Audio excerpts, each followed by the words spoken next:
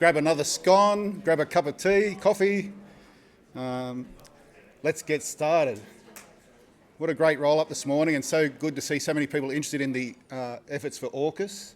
My name's Michael Sharp. I'm the Chief Executive Officer for the AUKUS Forum. We're a non-profit organisation, and I've just come back from London and walking the factory floors across the UK, engaging with a whole range of industry over there. I've got a few slides to show. Thank you. And so obviously we know that AUKUS is so much more than just submarines, and so some of our topics this morning will focus exactly on that. Thank you. I don't have a clicker here this morning, so we're doing sign language across the room. But we know that AUKUS is certainly the largest industrial endeavour in our country's history, and when I share that with the Americans, and in the last 2 months I've travelled across 30 different states, we now have our special office for AUKUS in the state of Maryland, where the governor of that state is willing to support Australian companies to establish in the United States. That's been expanded across 10 AUKUS industry zones in the United States, and the effort is accelerating. We hear the term about being a whole-of-nation effort. That's certainly the case, but of course that means it's a whole-of-nation opportunity. So I'm sure a lot of you are here this morning to hear more about that. Thank you. Our co-chairs are the former US Ambassador and Minister for Industry, the Honourable Arthur Sinodinos, obviously from the Liberal Party, and the Honourable Joel Fitzgibbon, former Defence Minister from the Labor Party. So two opposing political parties, but coming together for AUKUS. And so the benefits to our forum and the work that we're doing all around the world is certainly, it's great to have these guys on our team. Thank you. Through our AUKUS Connect program, we've got people based in the US. We just last month appointed our US Director, Scott Stewart, who's a former US Navy commander. So on the ground, we've got a growing team stateside to support Australian and UK industry to enter the US market. Again, being such a large endeavour and over decades ahead, we're setting the foundations today for what good looks like. And so it's a whole effort with some of the work we'll touch on this morning around the threats, of course, that come into that new workforce capability and the efforts to expand industry. Thank you.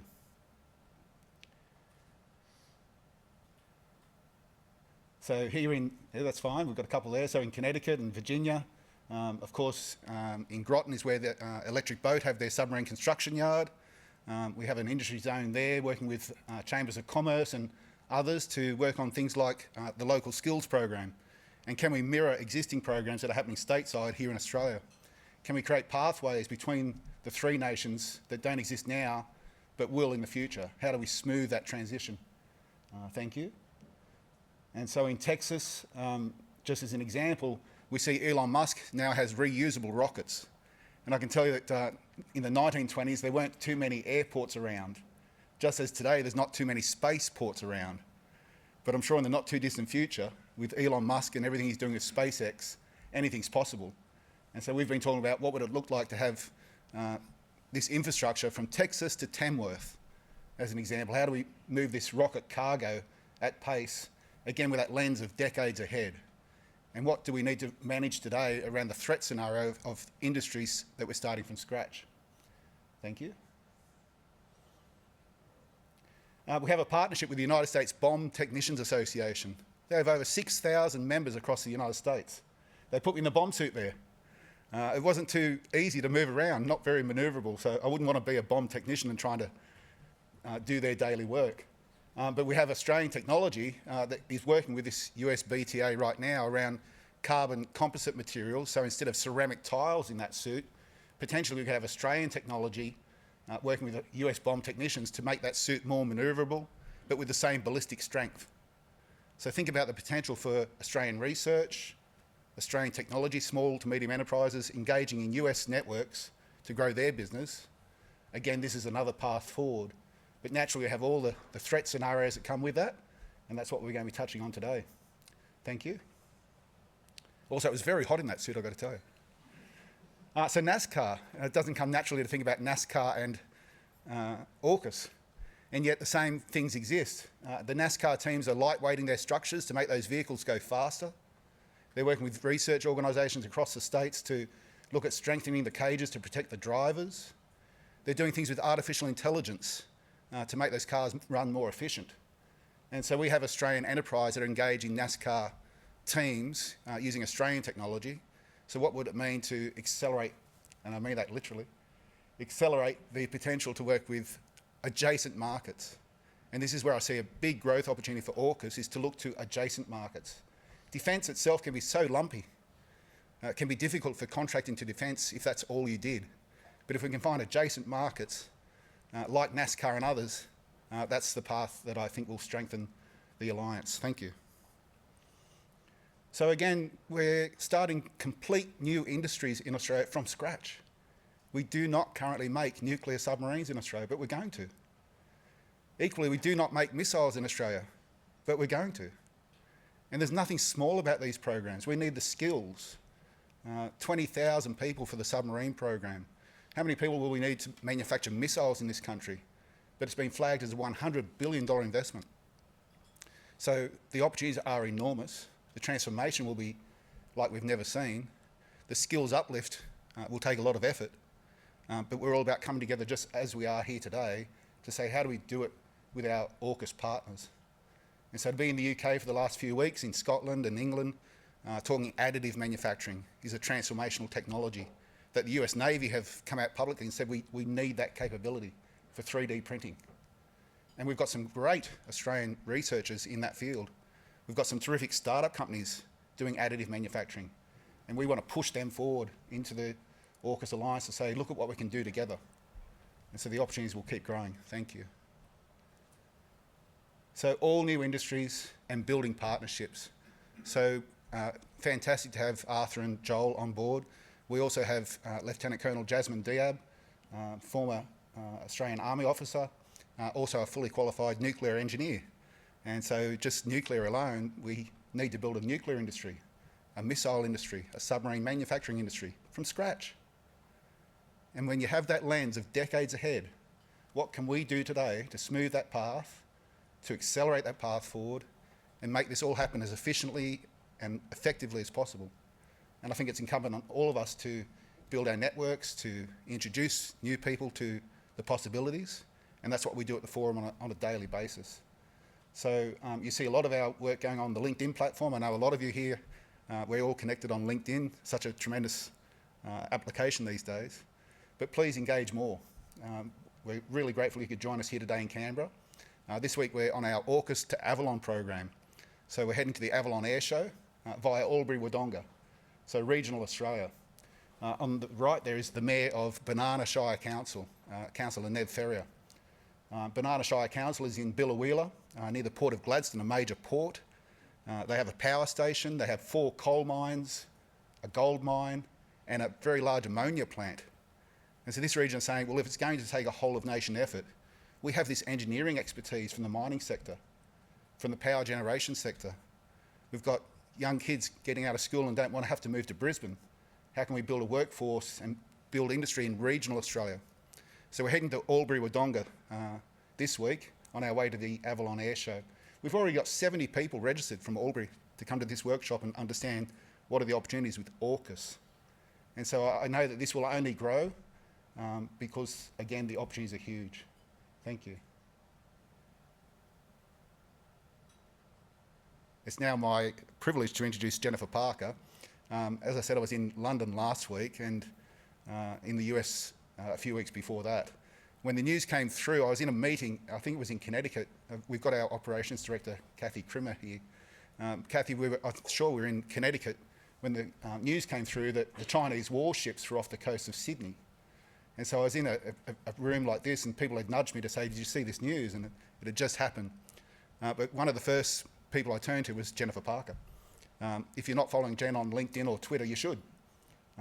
She's up with all the current events and she understands the potential. So let me introduce Jen as an expert associate at the National Security College at ANU and an adjunct fellow in Naval Studies at the University of New South Wales, Canberra. Jen also holds the position of the Nancy Bentley Associate Fellow in Indo-Pacific Maritime Affairs at the Council on Geostrategy.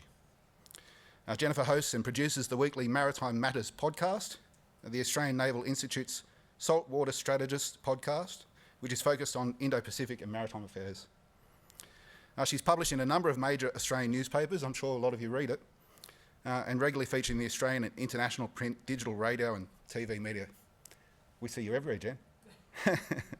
And in America while I was there. Jen served more than 20 years with the Royal Australian Navy, and during her time in the Navy, Jen specialised as a principal warfare officer, including undertaking deep specialist training with the Royal Navy in anti-submarine warfare. She has extensive operational experience from the Middle East to the Caribbean and most areas in between. She's undertaken a series of naval appointments nationally and internationally in areas including force design strategy, career management, international exercise planning and operations, and including as an exchange officer with the Royal Navy and as a second in command of HMAS Darwin, one of the Royal Australian Navy's guided missile frigates. Jennifer's last appointment in the Navy was as Director of Operations in Bahrain of the Combined Maritime Forces, a 38-nation coalition promoting national security in the Middle East and the Indian Ocean region. I think Jen knows a bit about collaboration. Please make her welcome.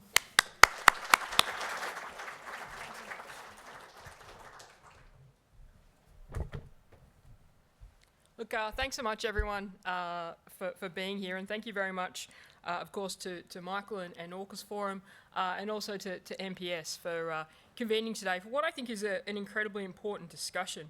And, you know, Michael's entirely correct when he talks about, sorry, I'm setting my timer, by the way. My wife says I talk too much, so I'm making sure that I have a timer set.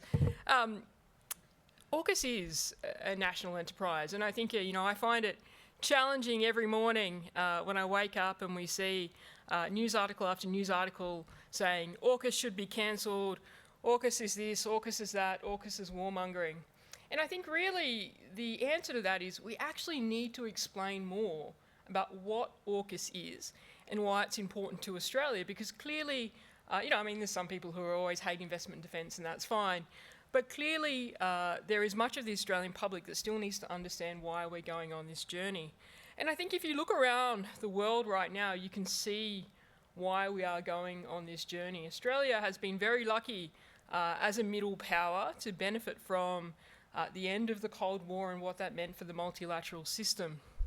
But unfortunately, we have seen, from whether it is Russia's illegal aggression in Ukraine, whether it is what has happened in the Middle East, or whether it is China's aggressive behaviour in our region, that the world has fundamentally changed.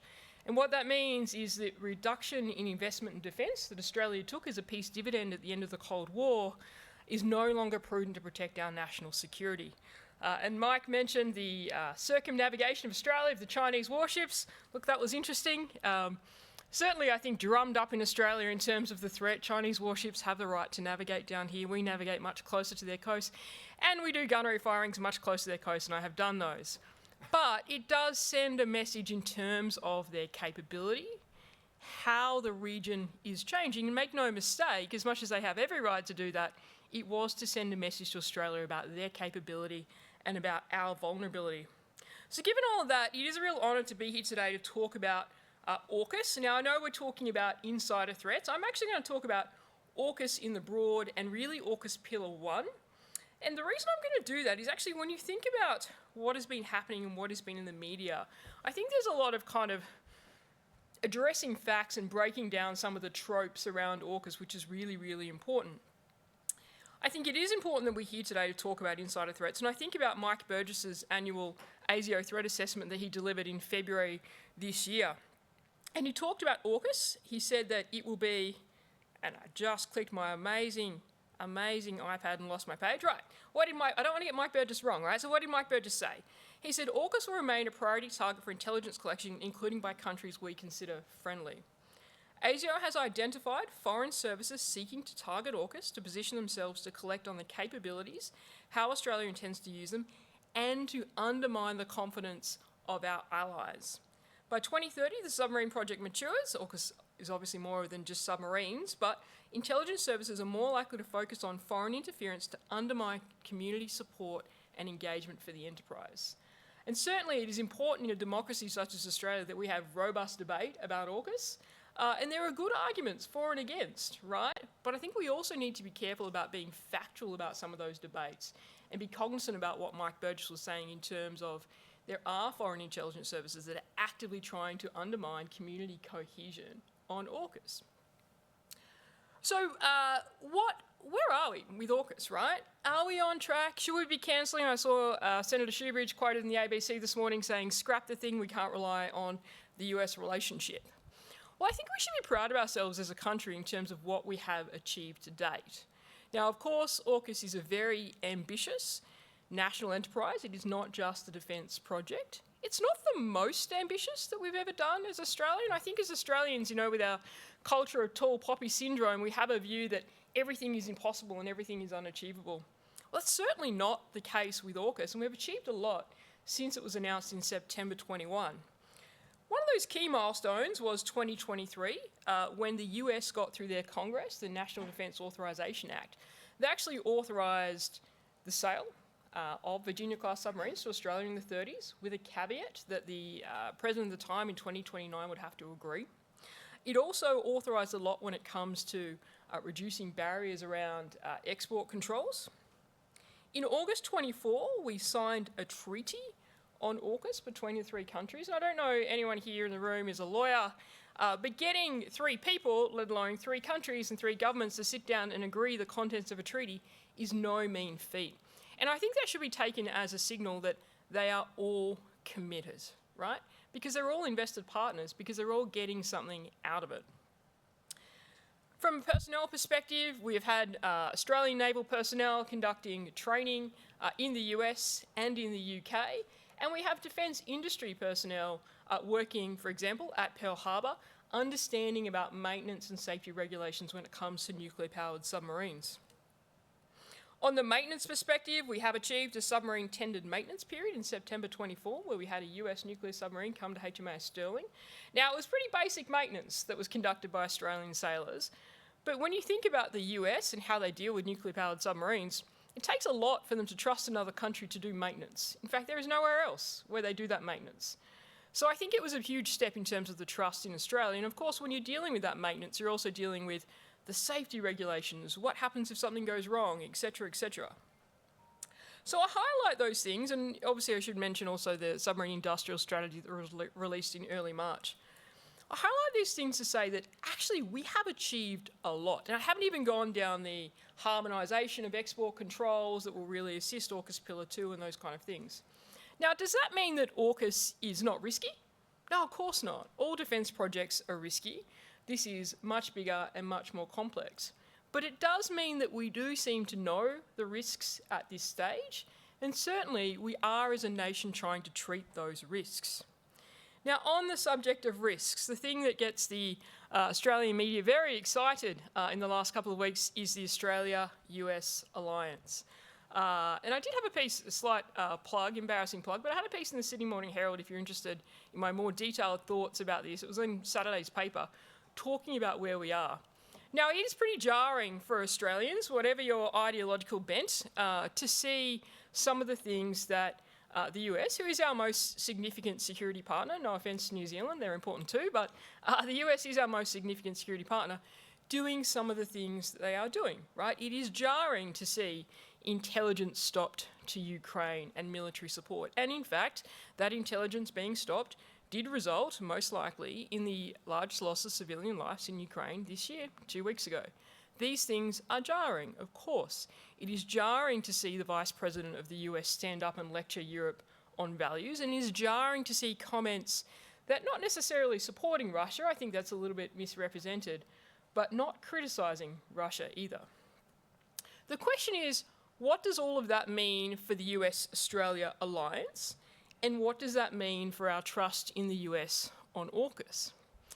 And what my piece kind of talks about is, yes, we should be paying attention to it, but it doesn't change anything to do with the alliance, and it doesn't change AUKUS. I don't think you can stand here and say the US is an unreliable ally. In fact, what the US has demonstrated for Australia with the agreement of AUKUS and how fast things have moved is that they are a reliable ally. And why are they a reliable ally? Look, I know that we like to talk about things like 100 years of mateship, all of the wars, the ill-advised, some of them that we have fought in together and how we've supported each other. And I think, you know, that's lovely and it's heartwarming. But that's not why countries work together in the broad. They work together because they have aligned strategic interests. and the US and Australia have aligned strategic interests. And in fact, since World War II, probably never have our strategic interests been as aligned as now.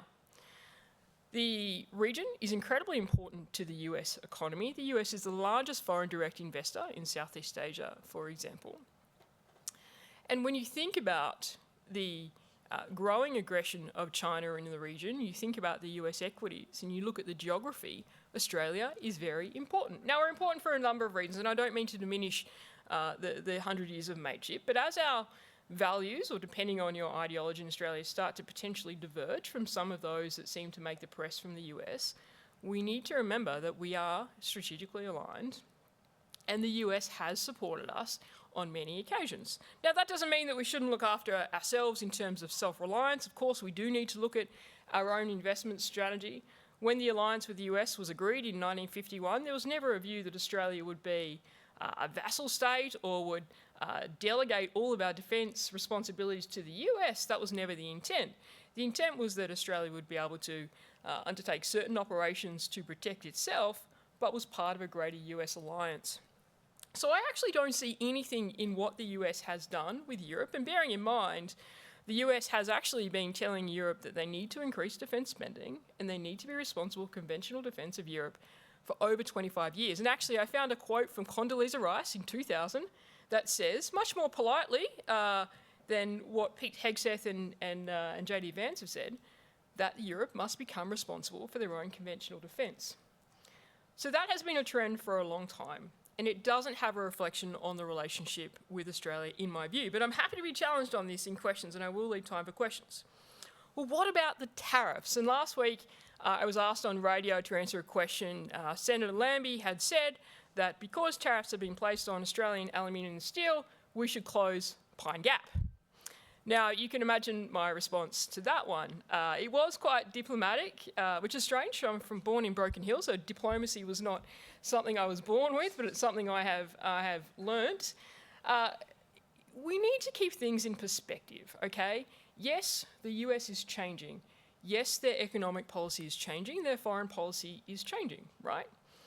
And we need to keep an eye on that, of course. Alliances do not last forever, as we learnt during World War II. But we need to remember that these tariffs weren't specifically to target Australia. They aren't a major impact on our economy.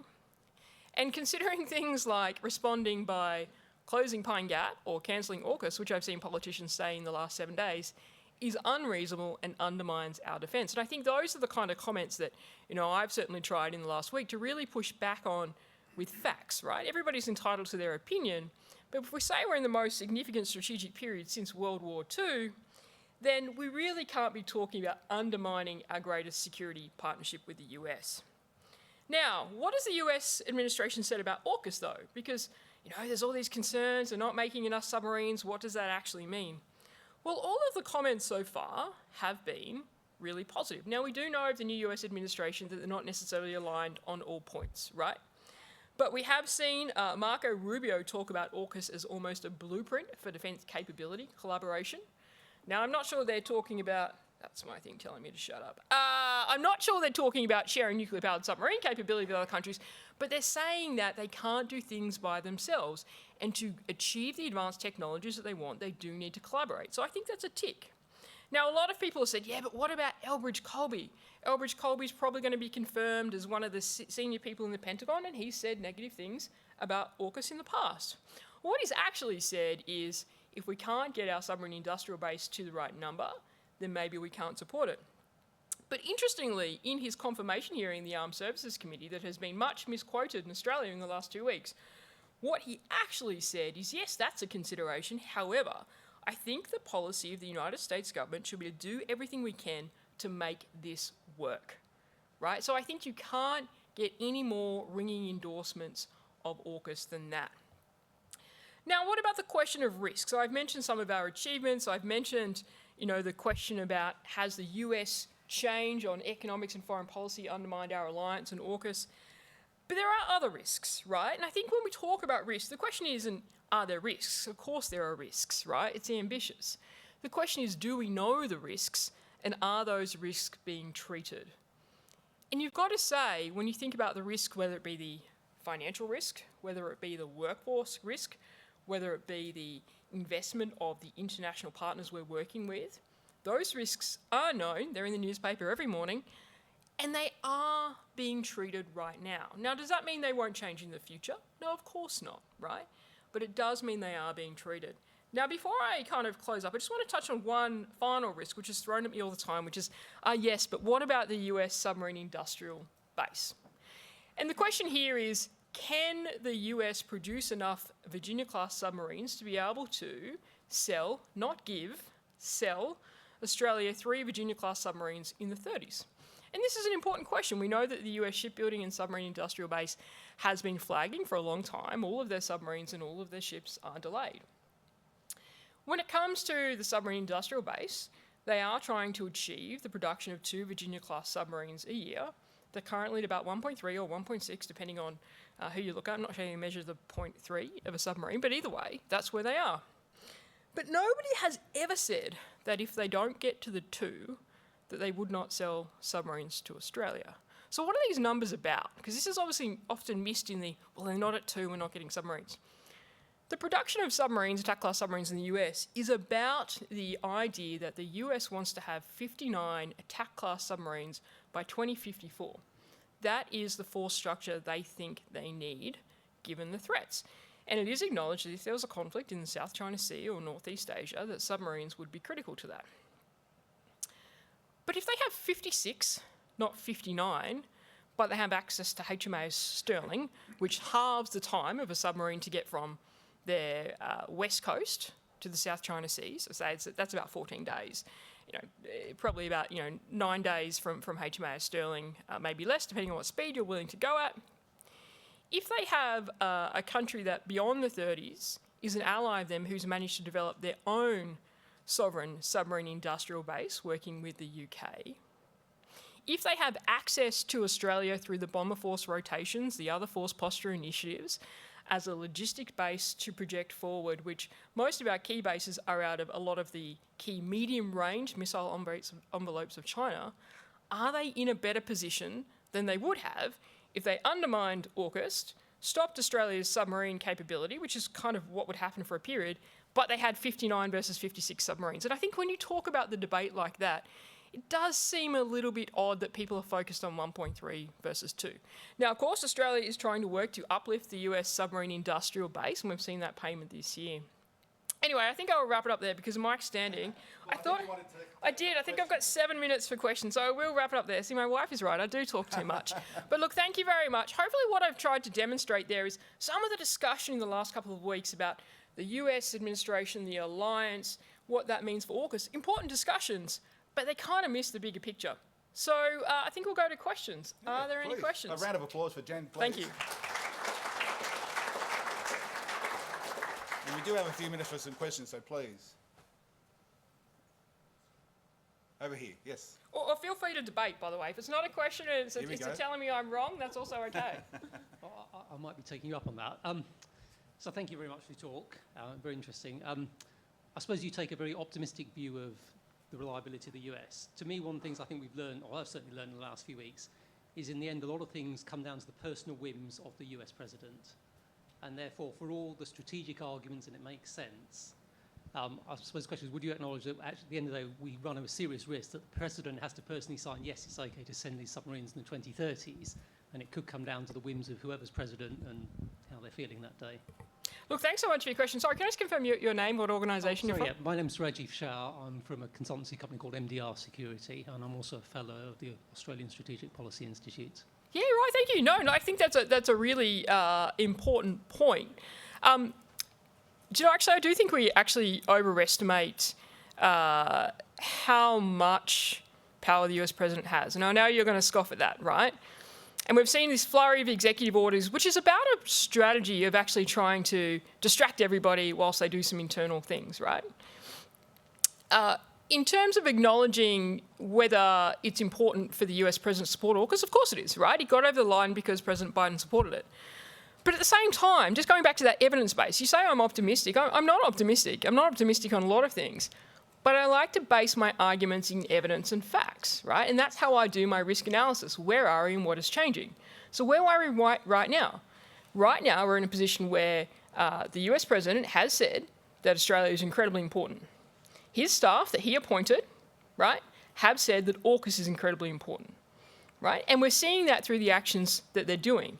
And I just add to that it's actually not the current US president who will actually make the decision about the sale of Virginia-class submarines authorised by the NDAA in 2023. It's the next US president. So again, I'm not saying that there's not risk, right? There is risk, but we need to base our assessment on where are we right now, what has been said, what are the actions that are happening. And I'm not seeing anything that is said or the actions that are happening that undermines AUKUS at all. Another question? Yes. Down the front.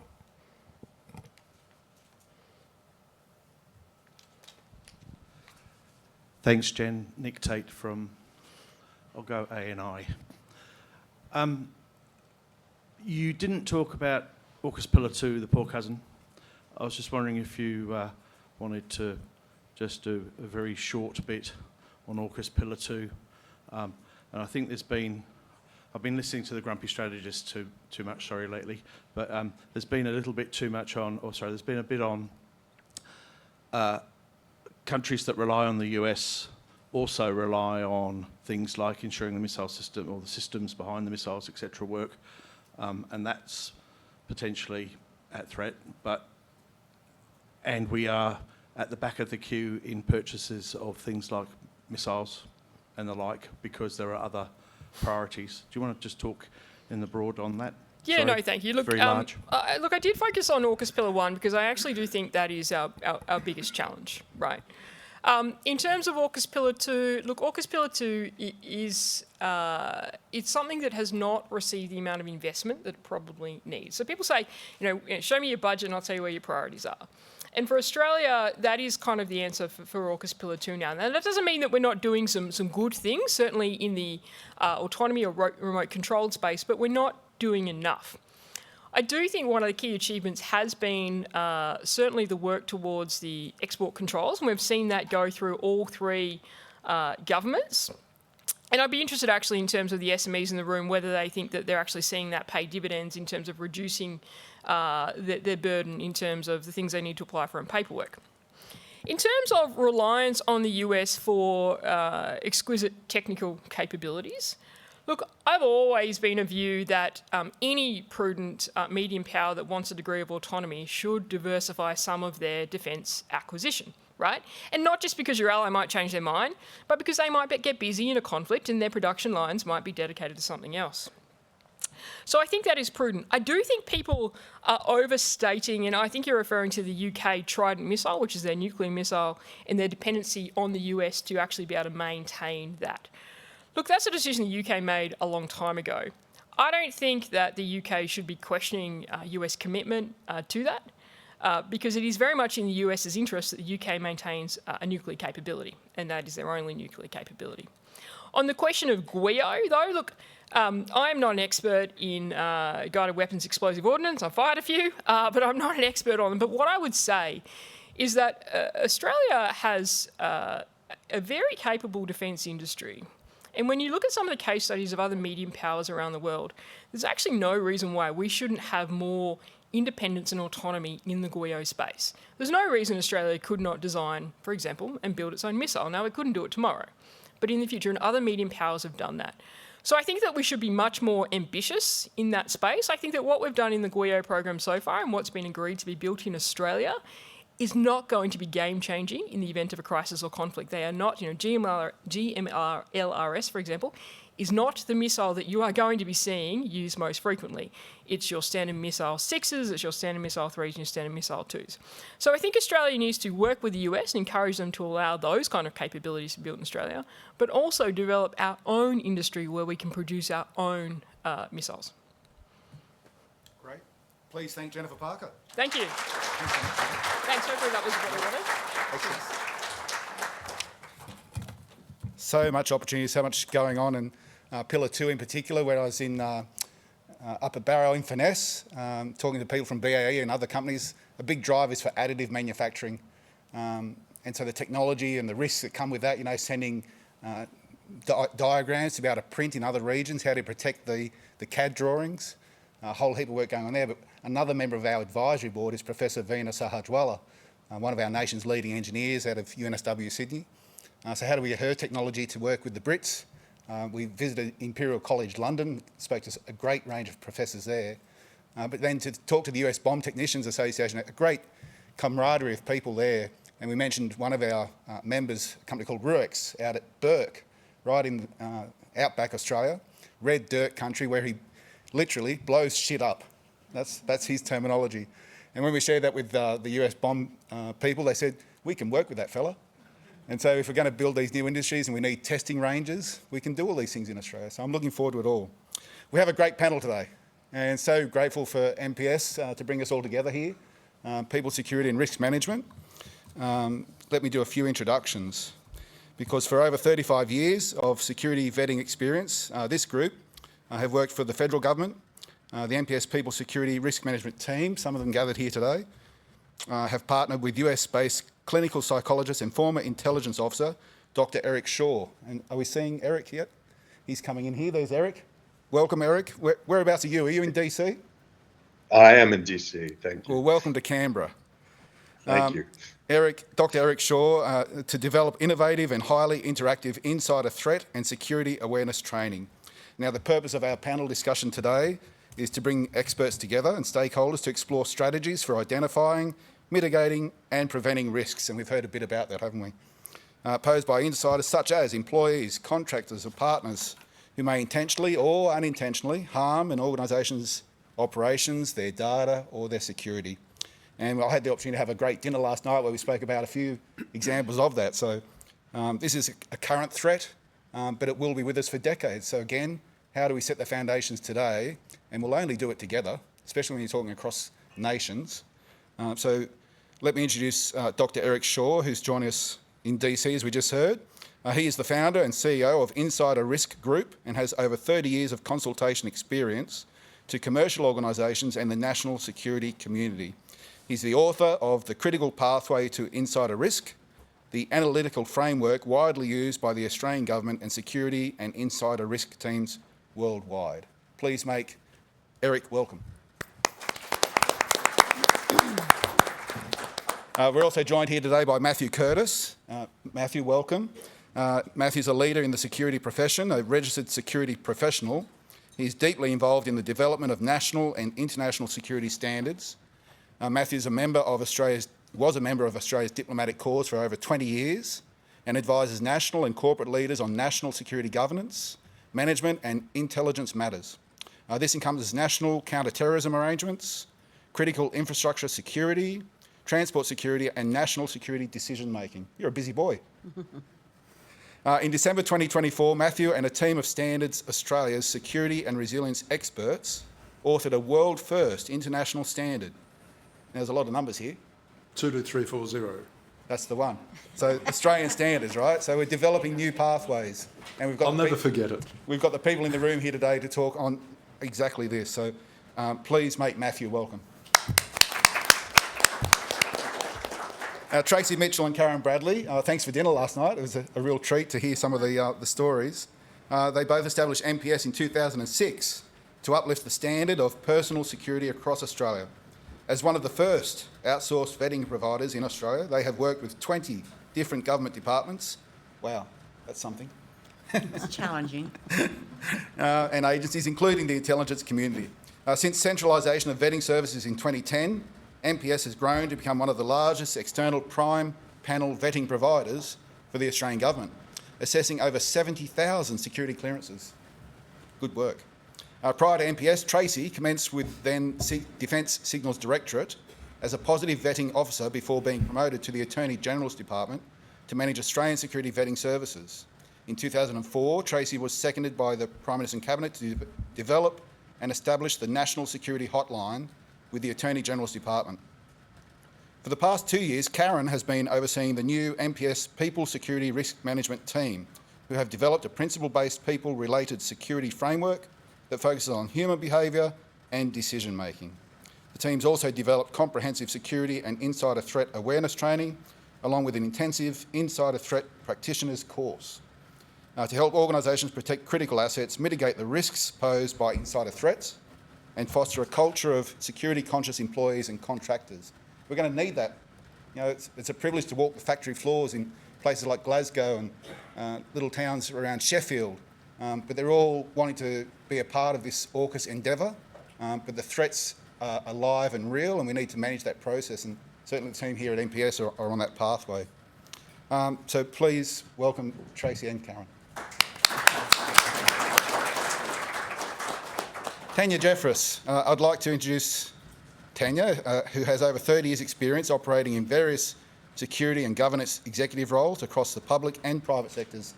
And Karen, Tanya, I believe you've met some of my colleagues here today you've known for a long time, so it just shows that we're building this small world in this community, but it always comes down to people. It never ceases to surprise me.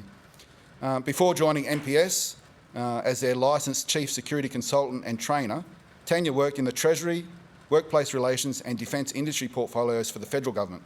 She's also performed the role of Chief Information Security Officer for a national ICT initiative at the Department of Defence. And Tanya was also Chief Security Officer for an aerospace company manufacturing products and services for the defence industry worldwide. She currently leads the development of security risk management consulting and security training, various products and services. So please welcome Tanya. Now, I believe, Eric, we're going to turn to you for a few 5 minutes around some of the threats and opportunities that you see. So over to you, Eric. Thank you very much. It's a pleasure to be here. Although my timing is not great, I apologize for being here online. I actually just left Canberra on Saturday after being here 2 weeks working with the government, so my timing couldn't be worse. It's also kind of a personal thrill to be here under auspices of AUKUS, because I grew up in the U.S. nuclear Navy with my late father serving as the executive officer for Hyman Rickover. So I look forward to working in person as well as virtually with the MPS team. I've been coming to Australia and collaborating with security staff focused on the critical pathway now for about 10 years. And it's emerged as one of the most frequently used frameworks for understanding insider risk by insider threat teams as well as security teams to help us identify and assess persons at risk. And at this point, we've trained about 3,000 insider threat professionals in its use. And I think, frankly, the majority of those are in Australia. It's also widely used for security awareness training programs. I think the critical pathway has been so successfully accepted because of its consistency with the empirical research on how insider risk emerges over time within organizations. But it also has an appeal because it tells a story that makes sense, that identifies emerging risk over time. It describes the personal predispositions that individual employees bring to our organizations that can make them vulnerable to insider risk, which of course are the things we can screen and select for. It also describes the broad array of stressors that kind of squeeze these underlying vulnerabilities and create greater rates of insider risk. And then it also, under the label of concerning behaviors, describes the first evidence we usually confront that something is off and the risk has increased.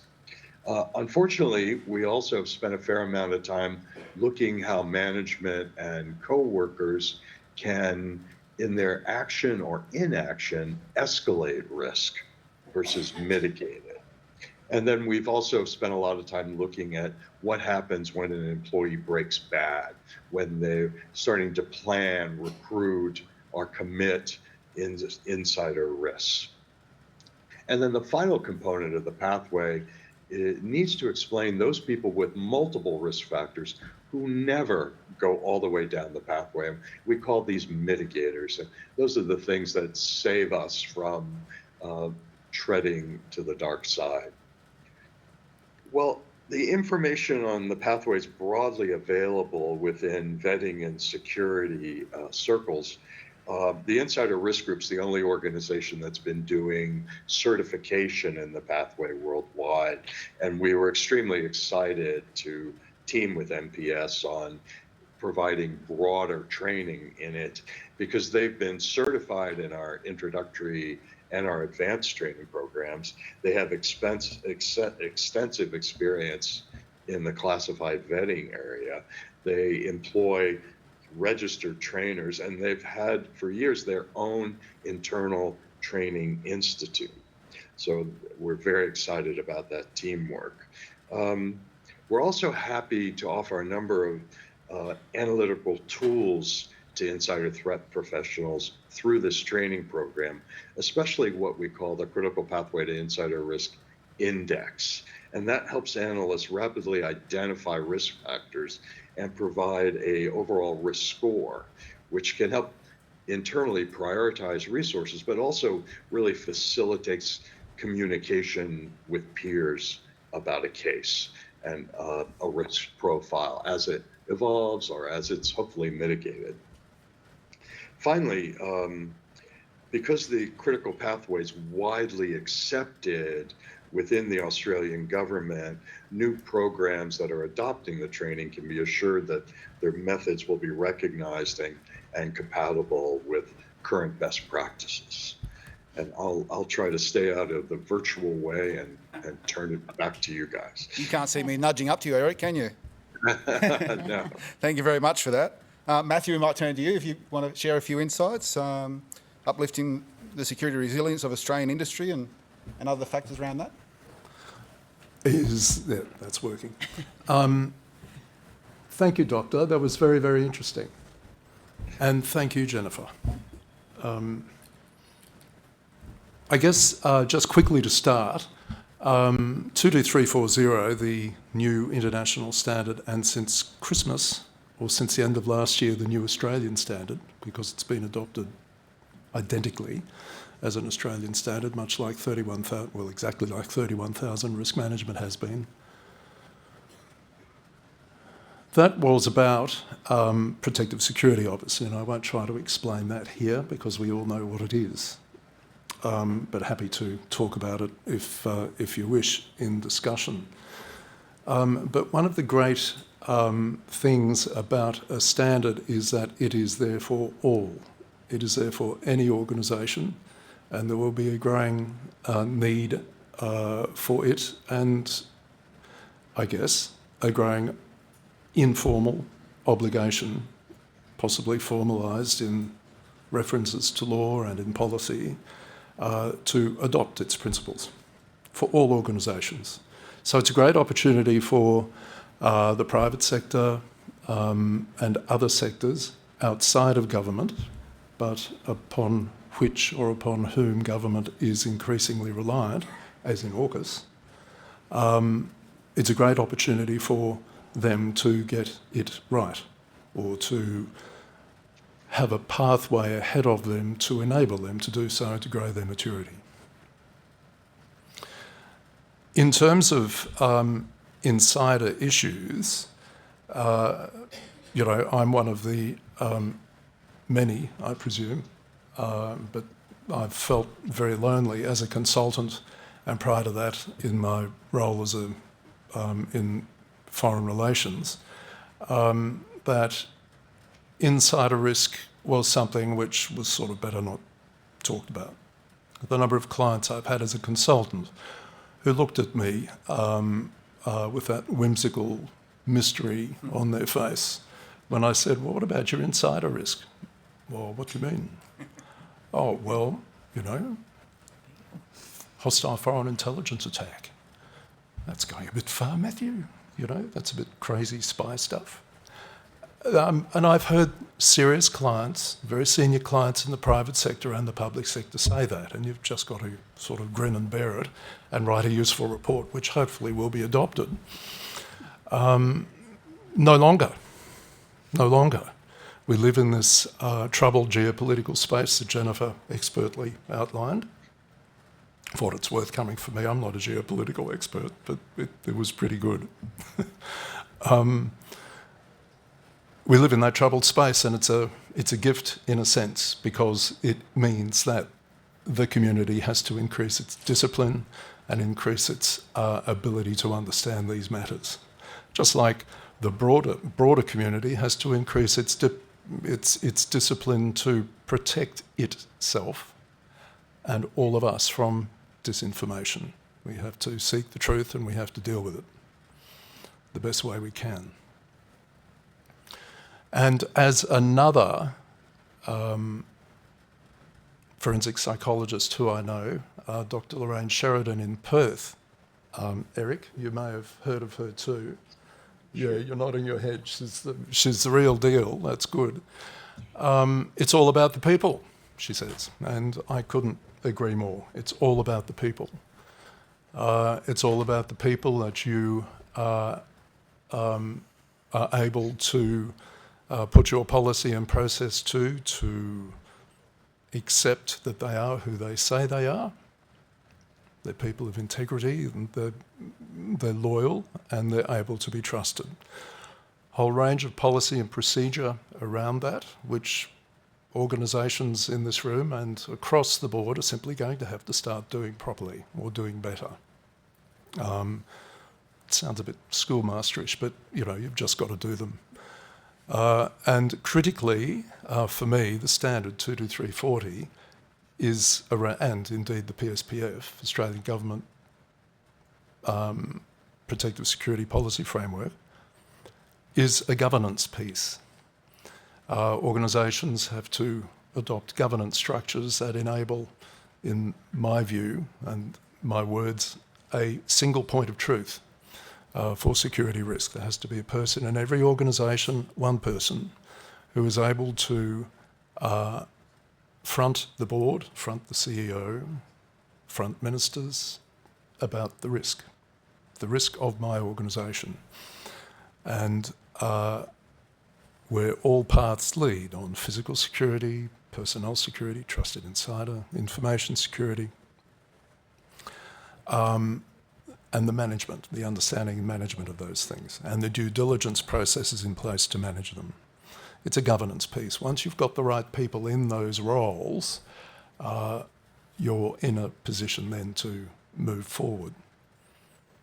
In terms of the people, my own sense, and this is looking back over 45 years in this field, or in fields where insider risk is very important. It's a matter of often,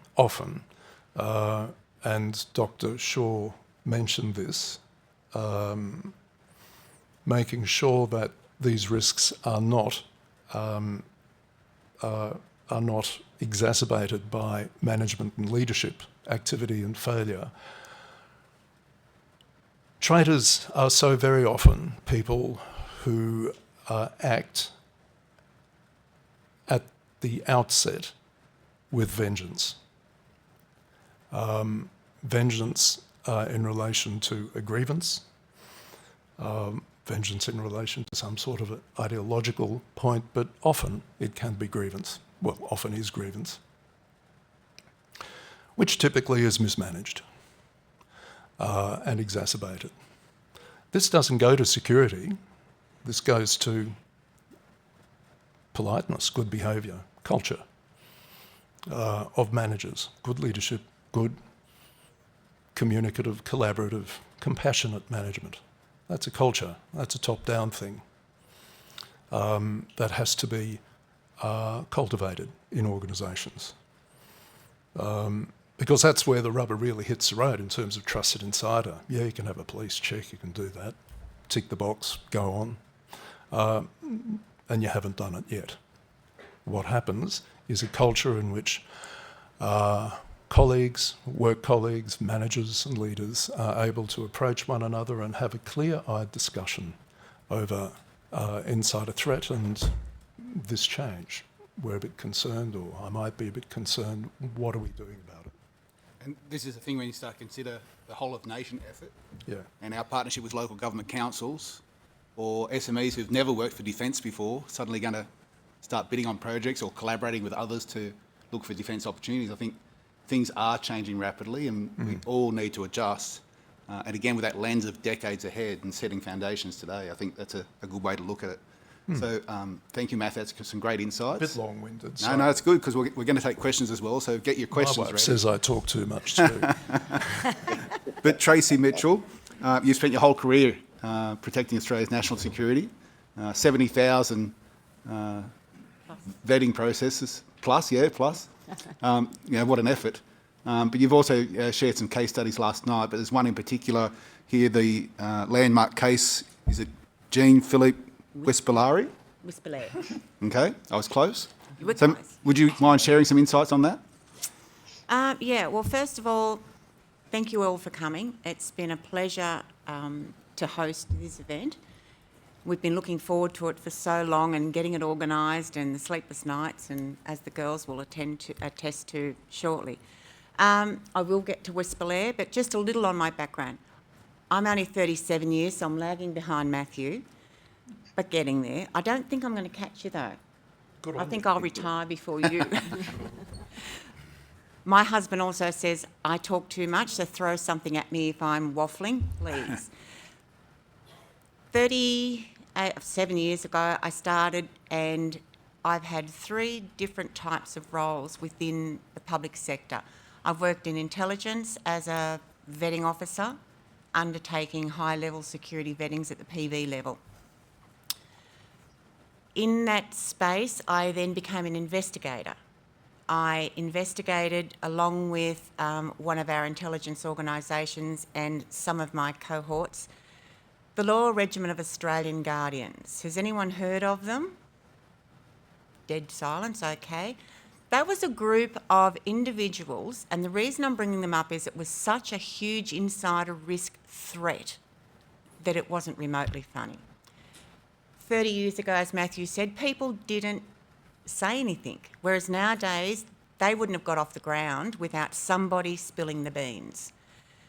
So they worked in a communications area within Defence. There was military personnel, uniformed, there was non-uniformed personnel, and there was a gun runner, civilian, in Queensland, who openly owned a gun shop, wrote gun magazines, how to buy and sell guns, ammunition, and the glory of hunting and the rest of it.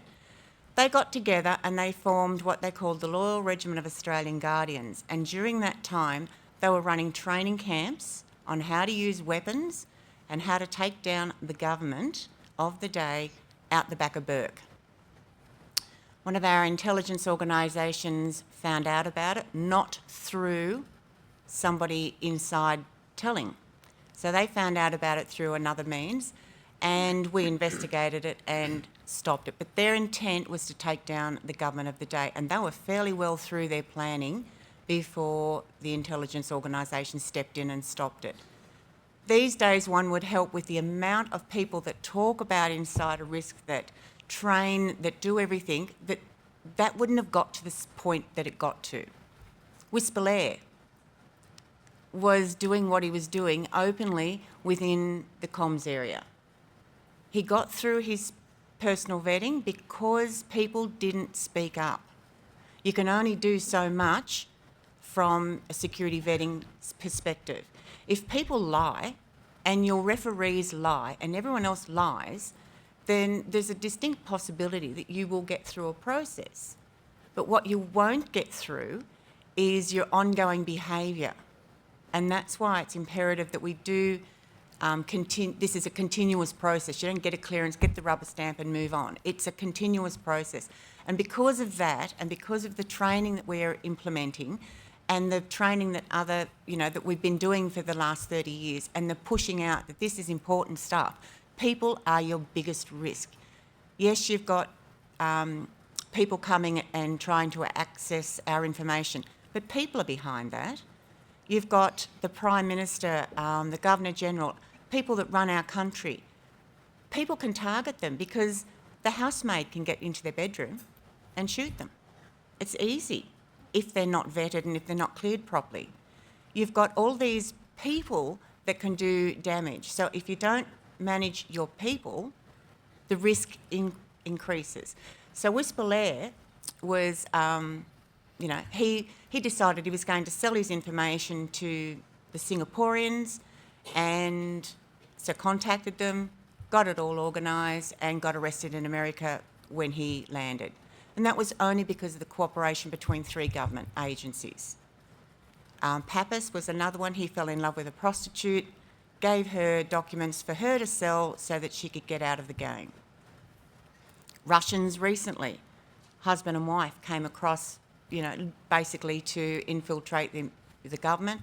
So these are all things that have happened in the past. The Russians were caught very early, the others were caught later, and it's all back to risk. So every position I've held, I've had personnel security, investigation and physical security. I've gone off and done physical security on Five Eyes embassies and Prime Minister and Governor-General's lodge and residences. So everywhere you go, you can see where the risks are, where people can infiltrate and do the wrong thing given the opportunity.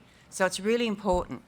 So 19 years ago, my cohort beside me here and I decided to start up our own business because we were both passionate. So we're business soulmates, basically. We both have the same passion. We both have the same wants for government. We both want to push the safety of our country. So we started our business. We've done over 70,000 clearances in government.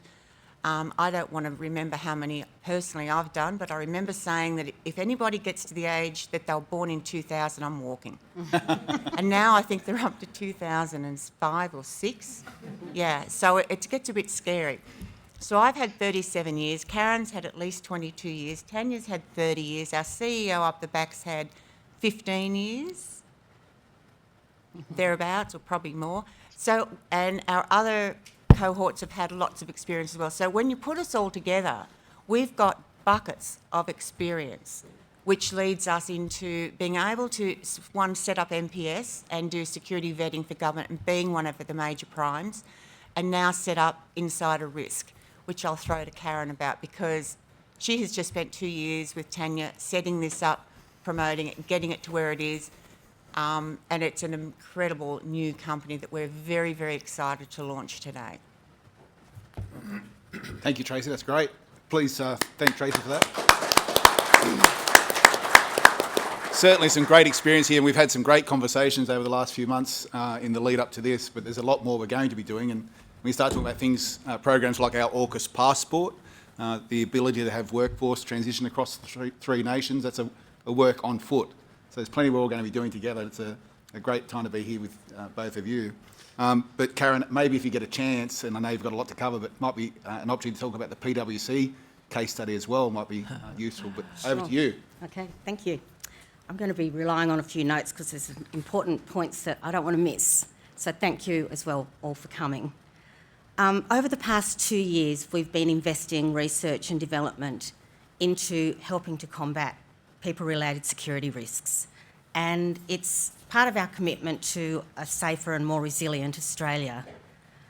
While cyber security is really important and so is physical, we feel they are only part of the problem solving because most security threats originate from human factors.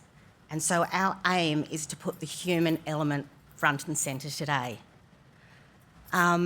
During our work, we've ensured that we've aligned with the federal government's national security goals and also their policies and guidelines. I think that's really important too. Standards Australia, the Department of Home Affairs, Protective Security Policy Framework, as well as the amendment to the framework last November, I believe, where insider threat training is now a requirement for all government entities, which I think is fantastic. We also support the Department of Home Affairs Security of Critical Infrastructure Act, which now includes 11 entities that are required to help government by investing in our national security concerns. And I think it's important to note that prior to 2020, there were only 4 entities that were required to assist federal government. And 11 entities, I'll just read them out now. These are the entities that could, if they were compromised, really harm our economy, our people, and our nationally sensitive information. So the 11 entities now are communications, and that's networks, internet infrastructure and broadcasting services, data storage and processing, defence industry, including production, maintenance, military equipment and systems, energy, including oil, gas, electricity generation, financial services markets, food and grocery, health and medical, hospitals, higher education and research, space technology, transport, airports, seaports, railways, and water treatment plants and sewage and wastewater facilities. And I guess when we first started this journey 2 years ago, we didn't quite realise the magnitude of the task that we had before us. But I'm happy to say 2 years on, we feel that we are at the forefront of being able to assist government and private industry in uplifting and supporting national government to reduce insider threats. Initiatives like defence security grants are a really great investment by government, and that allows industry to learn the skills and the knowledge and to collaborate so that we have a stronger security workforce moving into the future. The ASIO Director-General, Mike Burgess, in his latest address to the nation, again reiterated that foreign interference and espionage are a growing concern for Australia's national security. And there's also actors, rogue actors, with a willingness to either disrupt or destroy critical infrastructure. So it's important to understand that, as he reinforced during his address, that security is a shared responsibility. We can no longer rely on the federal government to protect our people and our national interests. It has to be a whole of economy approach. And if you think about it, the most sophisticated systems in the world are only as strong as the people who are operating them. So I guess one of the reasons we're here today is to say that it's been great to partner with Dr. Shaw, who has helped us to understand what insider threats are, and with our background we've been helping to put together mitigations, practical solutions for industry and government, practical solutions that are scalable and sustainable, and as Tracy mentioned, that there is a continual evolution of what threats are coming. And I guess our aim is to be an active leader when it comes to assisting government and industry, making those connections, starting the conversation, and I think collaboration is the cornerstone of what our strategy is.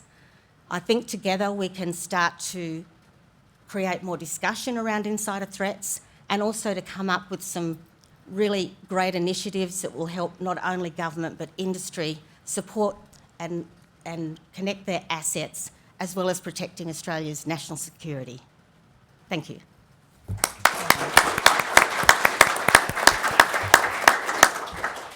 Tanya, you might want to touch on a bit of the training and other things that are going on, because it's no small endeavour. Thank you, Michael.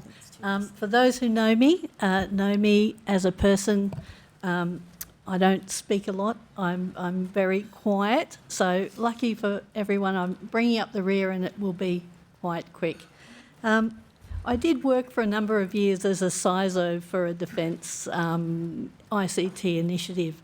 And when I look back at those days, there was a lot of cyber security frameworks with hundreds of controls, and like the ISM, the Information Security Manual, and the Essential 8.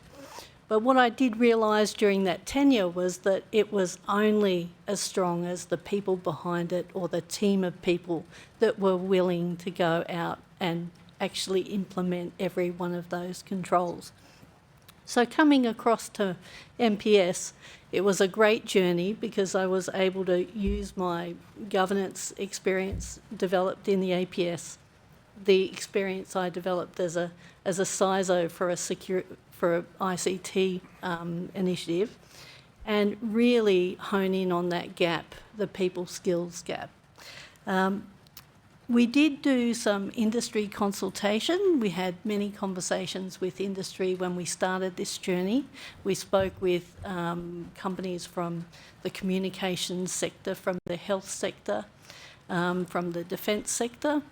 And a common thread was industry just didn't really know how to tackle people security. They know they should do background checks. They know that if they have staff working on government initiatives that they need security clearances. But when it comes to managing people security as a whole and insider risk, very vague and looking for some leadership and help. So we went on a journey of developing some awareness programs to help industry in the first instance. And one of the things that they told us was they found it very hard to create awareness training in the security field for adults because adults are difficult to train. Our awareness training that we have developed is unique in a way because we have thought deeply about how to address the adult learning needs. So our training is about an hour a module. We do security awareness, we do cyber security, and we do insider threat. And learners can take a journey of reading it on an ebook, watching it on a video, or listening to an engaging podcast. And we have a couple of presenters putting the strategies across. Interestingly, the industry did tell us about their electrical engineers in the field that didn't really want to sit down and watch a video. So we had great fun in creating a podcast with engagement for them to listen to while they're commuting or out exercising. So we're very proud of that product, and Dr. Shaw has helped. It's been a great collaboration working with Dr. Shaw. But today we're excited to announce our new Insider Threat Practitioner course, which is a deep dive into an insider threat program from end to end for organisations to manage insider risk. Dr. Shaw's CPIR index is embedded in our training program, but the unique thing about this insider threat program is that it's people focused, it's end to end. Our students will come on board with their real life example of their own organisation and work through our set of frameworks to graduate from the course with an insider threat program that can be implemented into their organisation. We have several frameworks in there, one of which is Dr. Shaw's, but we've heard from industry, and one of the things that they take have some complication around is the diversity of job roles and the assets that they're protecting. So we help with risk assessments in their own context. We also have a framework for screening, workforce screening, to take security officers through the process, step by step, hand in hand. How do we implement screening processes that work for their own individual business environment, individual industries, and come out with some recommendations that they can develop and easily implement themselves. It just takes one insider event to really damage a company's reputation. It can damage their value. So we are taking great joy in joining with government to lead this discussion, and we hope industry will hop on board and come with us on a journey of not only protecting their own assets, but also building their credibility and protecting Australia's national assets. Thank you. So I did ask our panellists, they're happy to take questions, so I hope you've got some questions ready. This session is being recorded, but if you can state your name and the organisation you're with, that would be great, as other speakers have. But happy to take questions. Maybe while we're waiting for that, Dr. Shaw, maybe you could just share some insights around how do you identify the insider threat, but also how do you keep that trust at an organisation in the same effort? Yeah, great questions. We spent a lot of time trying to figure out how to identify people at risk for insider actions and how they're different from just unhappy employees. And there are very few employees that at some point in their life cycle aren't unhappy about lack of autonomy, lack of resources, differences with their supervisors, and we don't want to impact their privacy. So we spent a long time looking at the communications and of known insiders versus unhappy employees. And as has been mentioned, the main thing that differentiates the two is this concept of disgruntlement.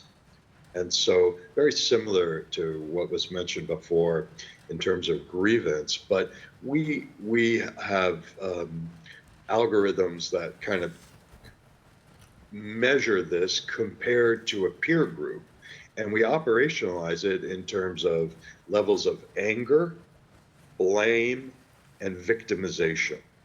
So no one characteristic alone predicts the risk of insider activity, but those would be indicators one might see in interpersonal communications, in online communications, or we also look at this whole category of concerning behaviors.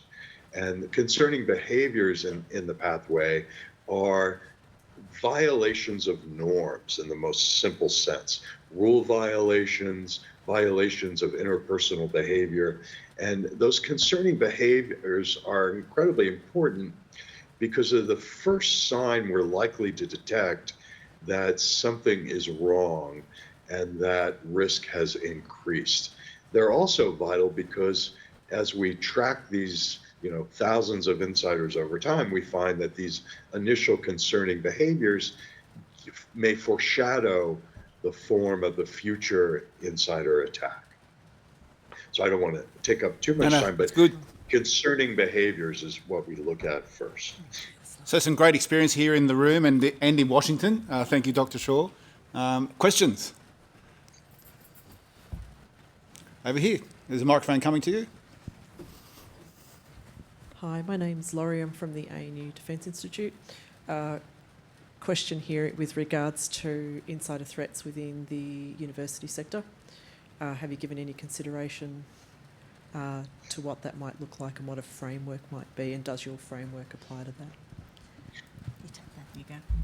Yes, our frameworks, we step through the process. The course is set out in various modules, and the risk assessment is a key piece that has a framework that does take into consideration the context of the business environment and also the sector that you're operating in.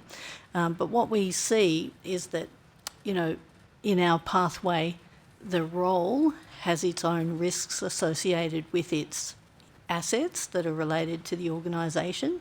But then when you put the person in the actual role, it introduces a whole new realm of risks that you have to assess.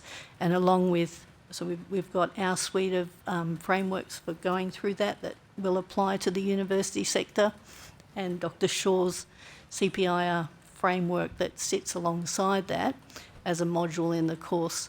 It is really an end-to-end solution for that pre-employment, the employment monitoring during that phase, and then the offboarding. So it's really a very specifically targeted framework that is unique to the sector, or can be made unique to the sector and the business operating environment. Tanya, with respect to the academic setting, one of the modules that we've introduced in our training has to do with what our adversaries may be after and what their recruitment methods might be. And we call those the pull factors versus the standard critical pathway stuff is more of a push factor. And so we've learned a lot from the 1,000 Talent program that the PRC has launched, which specifically looks at not just ethnic Chinese personnel all over the world, but anybody that can help boost the economic, political, and military capabilities of China. So academics are particularly vulnerable to that form of recruitment. And I get every 30 days an invitation to lecture in Hong Kong, and I never get a chance to go, unfortunately. Very good. Matthew, you've got some insights? Yes, that was very funny, Eric. One of the issues with the academic sector is, of course, its balkanisation, as we were talking before. This of perhaps, well, this is an area of threat and risk, which really does require intelligent and highly coordinated visibility of across an organisation and potentially between organisations of similarity. And that's the challenge for the tertiary sector. What colleges are not, getting colleges and schools to actually talk and getting a single point of accountability in that university is maybe going to be impossible. However, what good people do is that they actually get together and work through the sort of governance, problems they have, and they get it done. But there's a lot of work to be done in terms of universities being able to talk internally effectively to the point where I would feel comfortable that they've got a reasonable handle on this highly ambiguous and typically invisible threat. There you go. Next question. And you can see some examples there of the online security courses. We'll all have a chance to network after this session and get to know each other just that little bit better. The important thing about this training, Michael, this is our awareness training that's available online, and it's really built for every employee and contractor in your organisations. Imagine turning every set of eyes and ears that you have into people who really understand what an insider threat is. They understand how to act and behave appropriately, but importantly, they understand how to report it. That is a massive asset to any organisation, for them to have active people in the field, in the workshop, in the office, everywhere, understanding how to behave and how to treat it appropriately. I mean, I think, Dr. Shaw, we've had lots of conversation, and you mentioned it today. An organisation's response to an insider threat, an insider risk, is very, very important, because it can stop it in its tracks, or it can allow it to continue on. And the upside to that as well is, whilst you've got all these eyes and ears looking out, and when they do report it, that HR and senior management understand what the threat is, or if it is or isn't a threat, and then how to deal with it appropriately, or whether it's just a maliciousness, I'm going to get Karen because she, teed me off one day, so I'm going to report her for something that she didn't do. So it's really important that senior management do the practitioner's course and fully understand the 3 online courses, so that when people do report their concerns, they know how to handle it. They know what level of threat it is, and they know what to put in place and how to manage that individual person, and then close the loop on that actual threat. Next question. Up the back there. Hello, and thank you for that great overview. I'm Diane Armstrong. I work with Energy Queensland. I work in the procurement and supply chain. So there's a little invisible component, or not so visible, within the organisation through the supply chain, internationally and through, I guess, globally. I was just curious to understand perhaps how the courses can actually help assist identification through supply chains that have multiple components to them. So in the general awareness course that we have, in the security awareness component, there is a piece on supply chain, but it's very much pitched at the employee and contractor level, for them to understand the risks that they might face in their everyday job.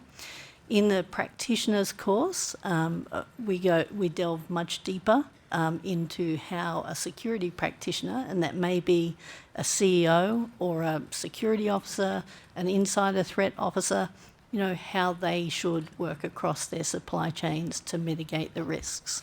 So our training is really two-faceted.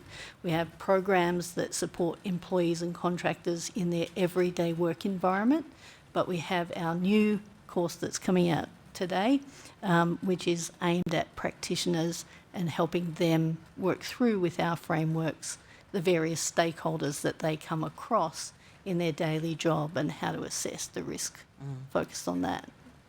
And I think it's important too to remember sometimes the sheer number of people that require insider threat training.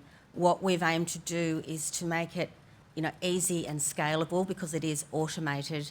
If you've got, you know, for example, 10,000 employees, it's just an HR nightmare to try and manage that. So part of the willingness for industry to take this up is that it's going to be easy for them and it's going to tick that box on an annual basis so that they can get on with their other work.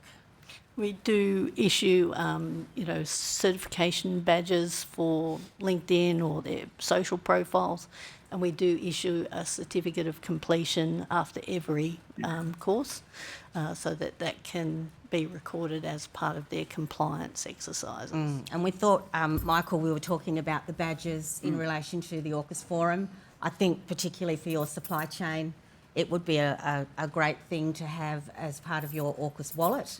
And it just, if you're going to sort of attempt to apply for defence work or defence tenders, it's another great way, apart from DISP, of saying that you are taking your responsibilities seriously. And I think, even Jen, this is a good example of AUKUS being so much more than just submarines. Now, if AUKUS didn't exist, these courses would have come along in time, but really AUKUS, the initiative itself, is driving all this new technology and this new opportunity for leadership in defence, but in the broader industry too. So being a whole-of-nation effort, you know, and things like the AUKUS passport, where we can, you know, have this seamless activity across the three nations, we'll see a transformation that wouldn't necessarily have been there, certainly not at this pace. So great things happening there. One thing we did find in our industry consultation, you know, industry, they might have a small security team or they might have somebody in charge of a security team, but they either don't have the capacity or the capability to keep the training up to date. And with us being licensed security professionals, that's a big emphasis of what we're doing, is purely focusing on the currency and the accuracy of protecting the assets and making sure we're mitigating the right threats with the training. I think it becomes cultural too, you know, like we're starting to talk about local government councils, just as one example. We're going to build a culture here. We're going to bring people together that haven't necessarily known each other before and building this community across the country. And I'll have you all know that getting a security licence means that I got to 65 years old without being fingerprinted, and I've now been fingerprinted in every state. So Next question. it's amazing, the things you have to do. Any unexpected results of that? No, actually not yet. They didn't do my DNA, so that's probably safe. Happy to take another question. One interesting thing while you're thinking up your questions is that in our team, we've taken an approach to blend security qualifications, experience and licensing. But I have Troy and Cole from my team here who are experts in adult learning. So that's how we landed on the approach of having a video session for adult learners who learn by video, a written session in an ebook for students or adult learners who learn in that pace or frame, and then a podcast for busy trade type people who might like to turn it on while they're commuting or, you know, going for a run or doing something exciting. So the adult learning focus has been a great addition to our team. And maybe for you, Dr. Shaw, around how do you see the threats emerging over the next 10 years or so? I mean, think back to COVID, when COVID first hit, and can you believe that's 5 years ago? You know, I'd never heard of Zoom and yet we all use Zoom and Teams as if it's just normal now, of course. But new technologies come along, and so what do you see as the next steps moving forward and the sort of threats that we might encounter? Well, I'd like to just follow up on the supply chain question, which was excellent, because, and let me throw in not just the supply chain linked to nuclear power or manufacturing anyway, but I think Australia will experience an influx of contractors versus government employees, and they will represent a huge vulnerability, and organizations in which our control is less direct. In addition, as we ramp up capabilities in Australia, a lot of those contractors and employees are not going to be native Australians. So this is going to be a tremendous challenge. And so I'm hoping to see new technologies that come along that help us understand the supply chain, because you can sign an agreement with a group based in the Bahamas, but you need technology and investigation to understand who owns that company and where the material is actually sourcing from. So we have technical groups like Saori and Nexus Lexis that help us reach out and understand ownership across the supply chain. So we can talk about those technologies. But I think some of the main changes are going to be that supply chain extending to new people, new contractors, new nationalities coming in, and people with diverse backgrounds that are going to be necessary for this. And I think also the opportunity, it seems to me, is that as we build this community and culture in Australia, that sets a good example as a nation. We don't have the population of the United States or the United Kingdom, but we certainly have an opportunity to set this culture driving forward and show what good looks like. And I think programs like this are going to be key to demonstrating that effort. So this is really good. I personally want to congratulate you both on the efforts, to see the journey you've come along. But maybe some closing remarks, because then I'm pretty sure we've got some morning tea coming out. We'd love to just do some networking and come up and feel free to ask questions of our panellists at that time. But maybe Tracy, Karen, just what we've seen here today to bring people together. There's certainly an interest in this security field, but as we move forward, there's certainly a great opportunity for people to reach out to your organisation and take the next steps. Yes, please do reach out. And as I said before, we are all about collaboration. We plan in the future to hold some networking events such as breakfasts and things like that to keep this conversation going, because I think it's just been really valuable to have particularly Dr. Shaw and Jennifer Parker today and Matthew Curtis, your expertise. I think it's made it a really interesting discussion. And in terms of the insider threat moving forward, I think our aim is to just keep uplifting our industry support for government and keep encouraging other industries to do the same. And thank you all so much for taking your Monday morning to come and listen to us. We really appreciate it.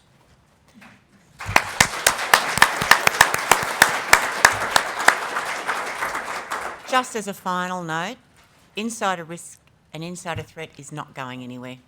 It's going to be here. It's going to get worse as the years go on and the countries shrink. So 30 years ago, people didn't travel as much as they do now.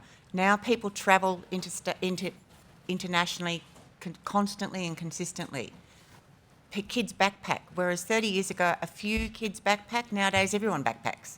So they're going to have friends in every nation.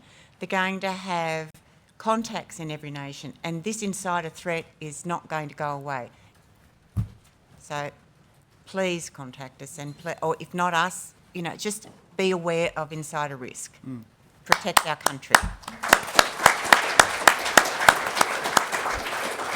I mentioned later this week we've got our co-chair, the Honourable Joel Fitzgibbon, is joining us at the AUKUS Forum in Sydney.